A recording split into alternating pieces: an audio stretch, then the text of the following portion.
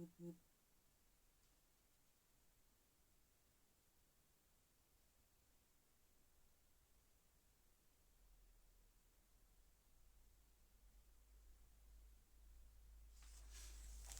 الله الرحمن الرحيم. نويت التعلم والتعليم والتذكر والتذكير والنفع والانتفاع والإفادة والاستفادة والحث على التمسك بكتاب الله وسنة رسوله صلى الله عليه وسلم والدعاء إلى الهدى والدلالة على الخير ابتغاء وجه الله مرضاته وقربه وثوابه سبحانه وتعالى.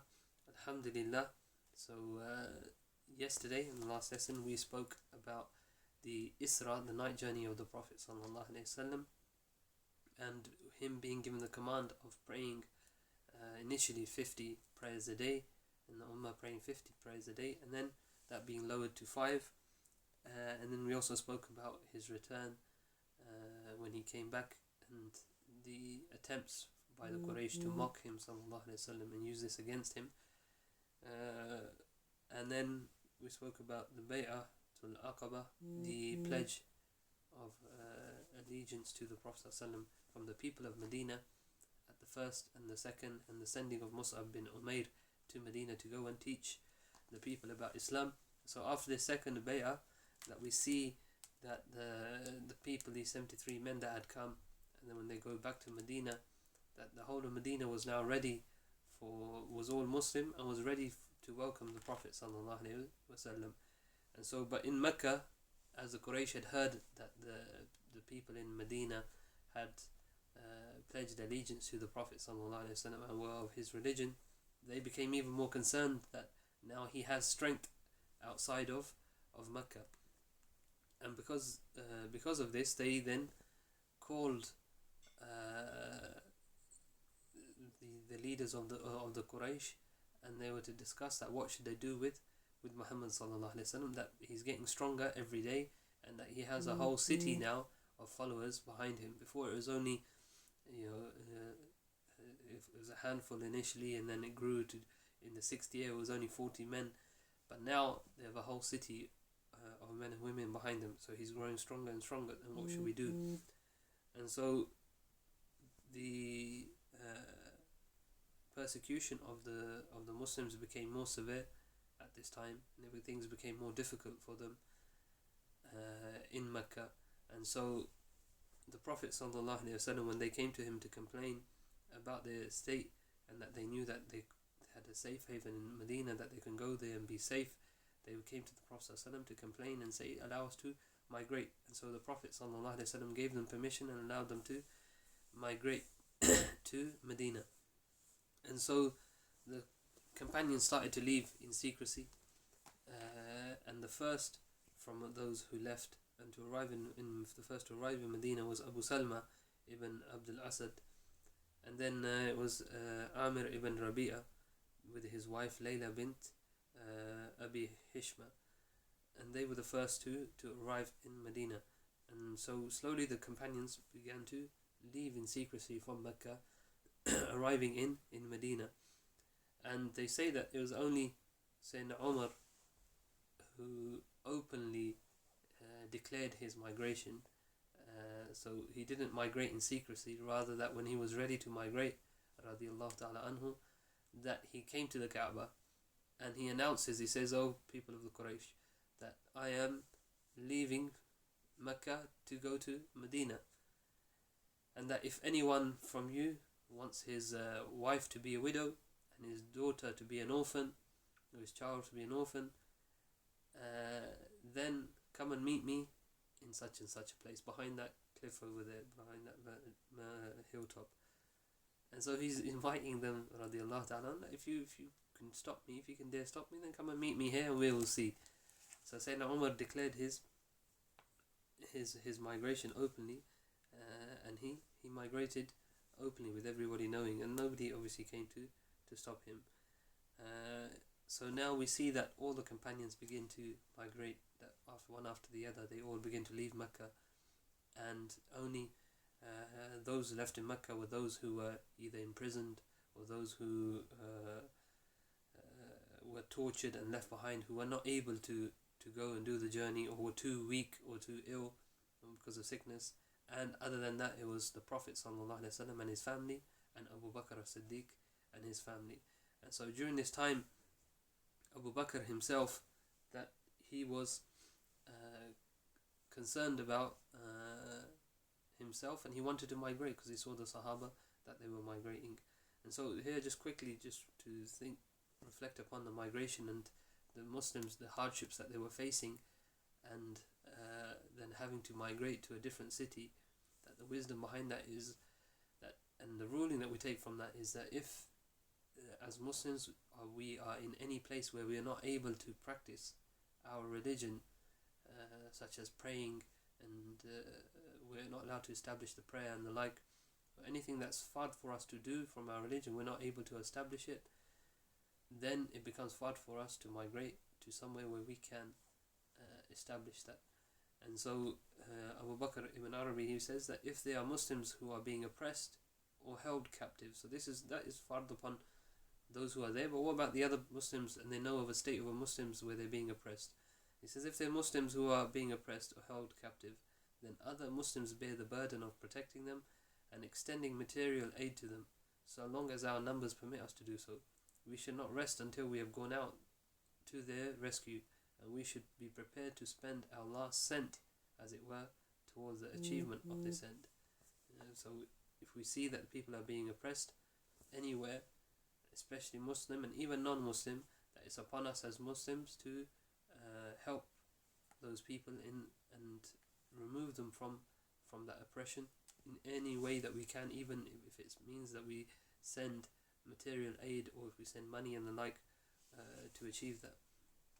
So now we see that the Prophet ﷺ, Abu Bakr, he comes to ask the Prophet ﷺ about himself migrating, because he's allowed everybody else to migrate and Abu Bakr is still there, so he wants to migrate with his family. So Abu Bakr comes to the Prophet ﷺ and he asks, and the Prophet ﷺ says there's no need to haste, and he says there's no need to rush. He says I hope that the permission will be granted for me to migrate, so don't rush these things. And Abu Bakr understands straight away, and he goes back and he continues.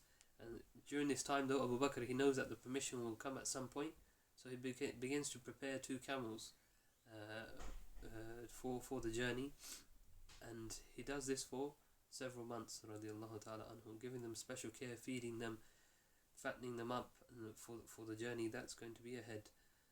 So at the same time now, the Quraysh become even more concerned because they see that the Muslims are leaving and they're going to somewhere where they've got refuge and shelter, and these are their people, and if they let them go, that they will only get stronger. And especially if they let Muhammad sallallahu alaihi wasallam go, if they let him go, then he will get stronger, and they feared that one day he would come back and take his revenge on them.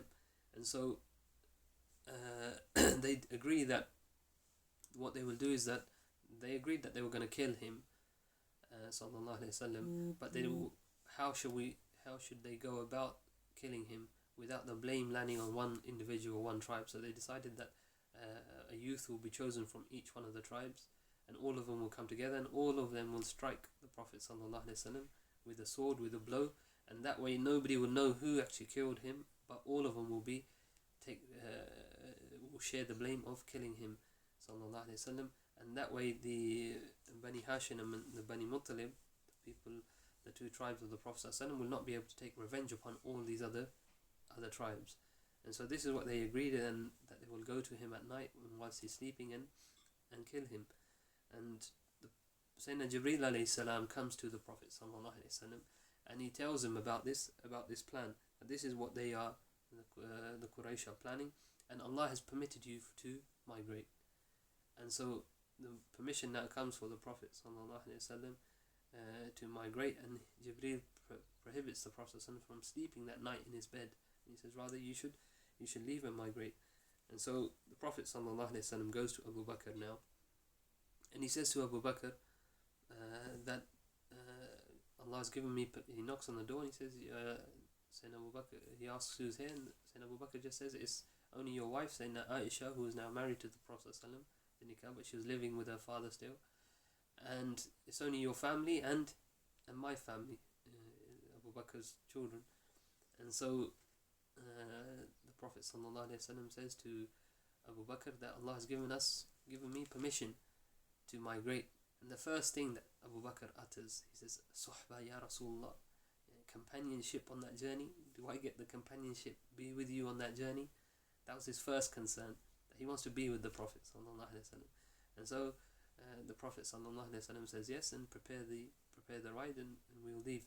And so the Prophet ﷺ, Abu Bakr tells him that he's prepared the camel for the Prophet ﷺ. And the Prophet ﷺ says, no, I will pay for the camel. I'll pay you to hire the camel, pay the rent for it. And Abu Bakr says, no, the camel's yours. I've been preparing it for you to leave. And the Prophet ﷺ says, do you not think I want reward of migrating as well? And so he wants the full reward of doing that migration for Allah's sake. So I want to pay for the camel. I want to pay for using your camel. And they agree. Radiallahu ta'ala anhu. And so the Prophet ﷺ also goes to Sayyidina Ali, karamallahu wajhu, and he tells Ali that Ali will remain behind, and the Prophet ﷺ is going to migrate, and Ali will remain behind, and that night he should spend the night in the bed of the Prophet ﷺ, and that this is what's going to happen. But the Quraysh will not kill him because they have nothing against Sayyidina Ali, and so they will not kill Ali, and he should remain in his bed. And the next coming few days, that Prophet ﷺ had trusts that were given to him by the Quraysh themselves. His own enemies would come and they would place trusts with him, objects. Obviously in those days you didn't have banks and safety deposits, so where did people deposit their things? Their safety deposit was the Prophet ﷺ. He was the most trustworthy, and so they would leave their things with him, and then they were ready to fight him and kill him. And the Prophet ﷺ tells Ali radiallahu ta'ala anhu, karamallahu wajhu, that I have these trusts and these deposits, and that you should return them back to their owners. So Sayyidina Ali agrees.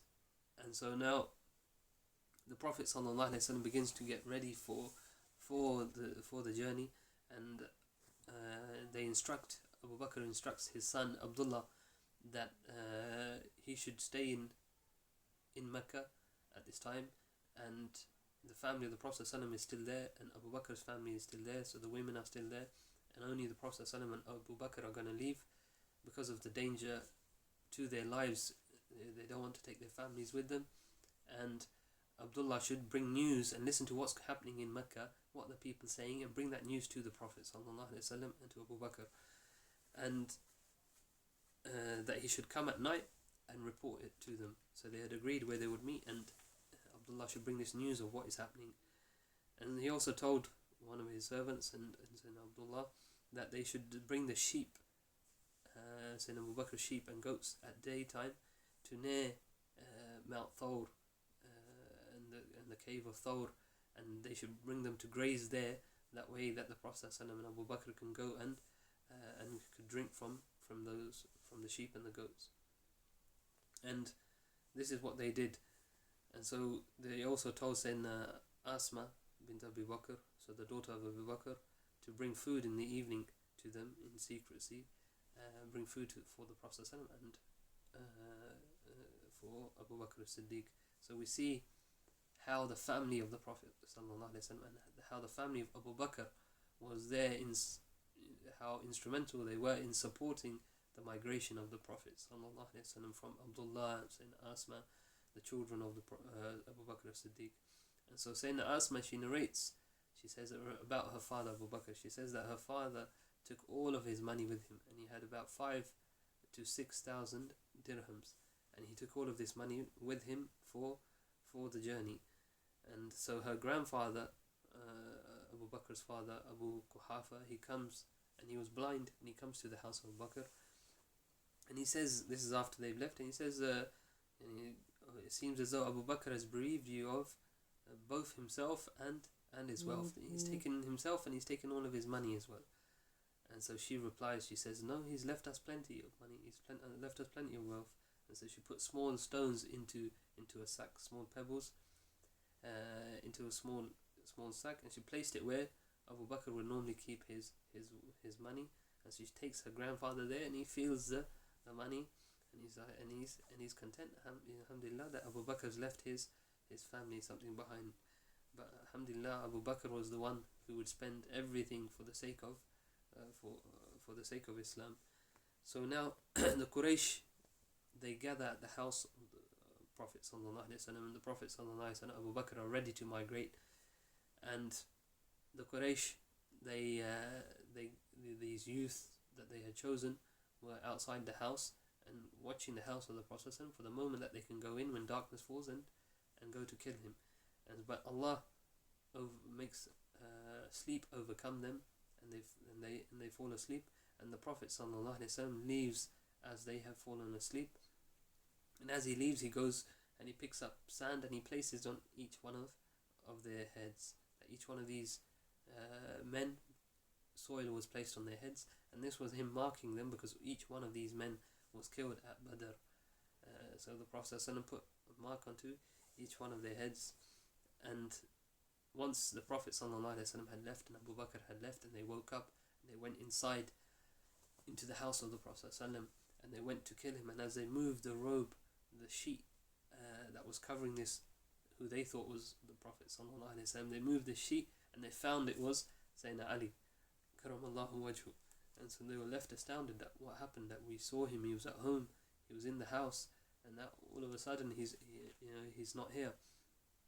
So then the Quraysh, obviously they gather again, and what they should do, because they know that the Prophet ﷺ has left, and so they hire somebody to follow and to trace the tracks of the Prophet ﷺ and Abu Bakr, to take them to him, and they place a reward that anyone that finds the Prophet ﷺ and Abu Bakr, that he will be given the blood money of 2 people, which is 200 camels that they will be given. So the Prophet ﷺ, he's now left Mecca with Abu Bakr, and they go to Mount Thawr, which is where they were stopping on the way. And so he left sallallahu alaihi wasallam at the beginning of Rabi al-Awwal, some say on the 2nd of Rabi al-Awwal, and this was 13 years after prophecy. So he had spent 13 years in Mecca, then Rabi al-Awwal came, and he left that year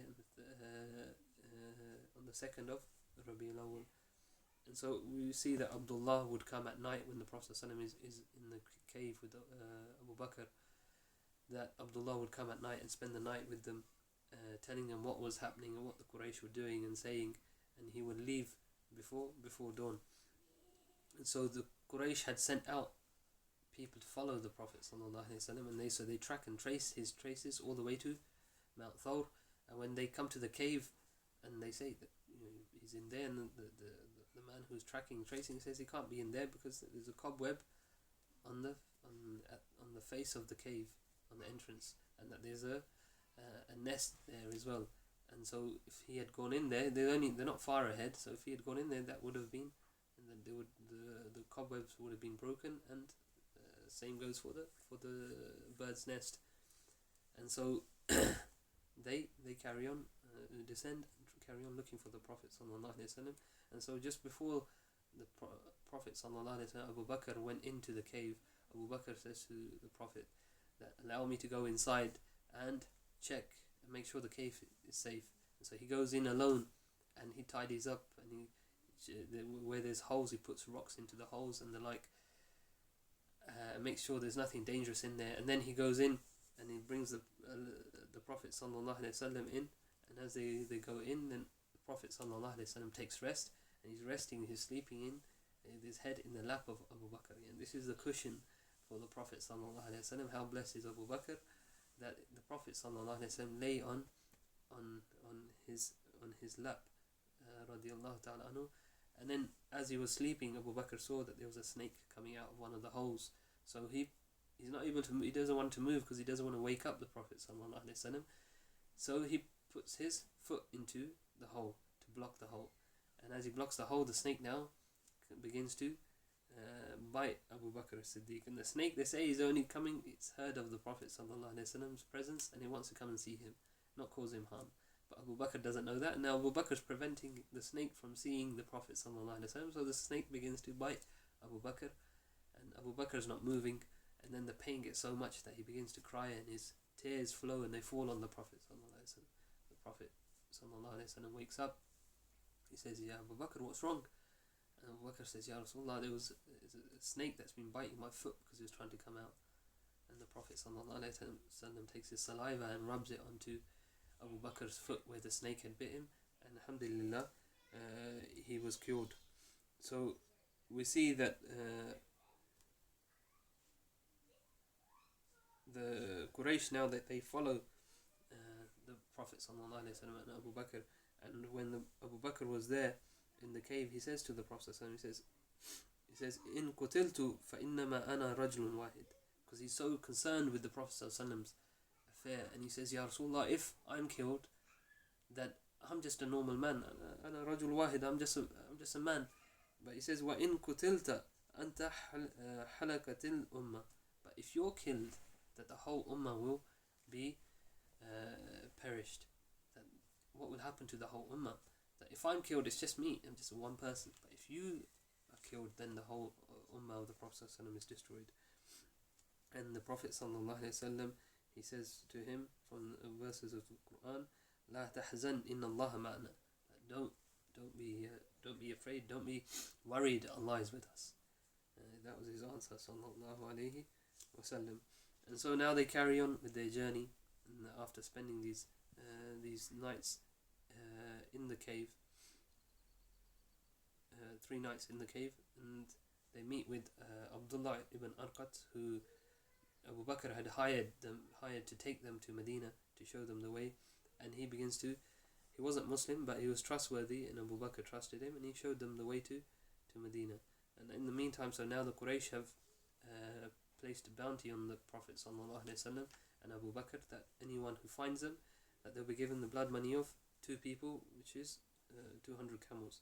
So now a man who he returns back to Mecca from a trade journey, and on his way he had seen a shadow in the distance along the coast, where he saw men walking with camels. So he comes back to Quraysh and he says that I saw this shadow in the distance, and that must have been Muhammad and Abu Bakr, and that you must go out and find them. And there's a man who's sitting there, Suraka ibn Ju'shum, and he says that Suraka now wants the reward for himself. So he says, no, hold on, I don't think that was Muhammad and Abu Bakr. I think that was people that were going out to look for them. So that wasn't them, that's just the people that were going out to look for them. And everyone then agrees, yeah, that was people that had gone out to look for him. So he goes home with Suraka, and tells his wife to get his ride ready quickly, and he needs to set out. And he gets ready quickly, and he sets out in that direction to go and find the Prophet ﷺ. And when he gets close to the Prophet ﷺ, he calls out, but every time he would get near, that his horse would stumble and it would throw him off. And then he got back onto his horse, and he would carry on trying to get close to the Prophet ﷺ, and his horse would throw him off. And so finally his horse throws him off, and he can hear the Prophet ﷺ reading Quran. And so he now gets up and gets on his horse, but a cloud of dust comes in front of him, and it blocks his vision. So Suraka now realizes that this isn't something normal, and there's something much greater affair here, and this man is protected. And so he calls out to the Prophet ﷺ that he's only coming in peace, and the Prophet ﷺ then waits for him, and Suraka comes to the Prophet ﷺ and he apologizes, and he says that he swears to protect the Prophet ﷺ, Abu Bakr, and he will not tell the Quraysh that where he is. So now they carry on with their journey, and Abu Bakr the whole time mentions that when he's with the Prophet ﷺ, that he's concerned with the Prophet ﷺ, so he begins to walk on his right. Then he begins to walk behind the Prophet, then he walks on the left, and he keeps changing. Every so often he's changing his position where he's walking. So the Prophet asks, why you're walking there, then you're walking behind me, then you're walking there, what's wrong with you, Abu Bakr? And he says, Ya Rasulullah, I fear that if there's an archer or someone that he's going to shoot, that I don't know what direction it's going to come from, so I'll walk on this side for a bit, then behind you, then hoping that if anyone does do such a thing, that it will hit me. So I keep changing my position, because I don't know where it's coming from. Radiyallahu ta'ala anhu. And on their way they stop at a house of a Bedouin, Ma'bad Atika bint Khalid, and so they stop and they ask her if they can buy some meat and milk from her. And this was a Bedouin woman, old woman who was living with her husband. And so she says, I have nothing to sell, I have nothing in the house. So the Prophet ﷺ sees a sheep in the back, and he says, does that sheep give milk? And she says, no, it doesn't. It has no milk. It doesn't give any milk. It's a dry sheep. It doesn't give any milk. So the Prophet ﷺ says, if you allow me, can you bring it here? And so she brings the sheep, and the Prophet ﷺ rubs its udder, and he begins to, and you see that the udders grow and it fills with milk, and the Prophet ﷺ milks the sheep into a container, and the old lady Ma'bad Atika, she drinks from it, and then the Prophet ﷺ, he drinks from it to his full, and Abu Bakr drinks from it to his full, and then they place milk some more for this lady's husband who's not at home. And so the sheep which had never given any milk, had now given milk for this woman to drink to her full, the Prophet ﷺ to drink to his full, and Abu Bakr to drink to his full, and for this lady's husband. And so the Prophet ﷺ then sets off on his way with Abu Bakr towards Medina, and this lady's husband comes home, and he sees the sheep, and there's milk, and then he sees the sheep's udders are still full of milk, and he says, what's happened? The sheep's full of milk. And she says, this man came, and she begins to describe the Prophet ﷺ. She begins to describe how he looked, his beauty, sallallahu alaihi wasallam. And she says that he was magnificent and radiant like the moon, and that in the way he sat and he spoke, and with him was his companion, and he caressed the udders of the sheep, and he milked it, and we all drank to our full, and it's still. And so this old man, he says that indeed that's the man the Quraysh are looking for, and if I had come back in time, I would have gone with him, radiallahu ta'ala anhu. And later on, this lady Atik and her husband, they become Muslim.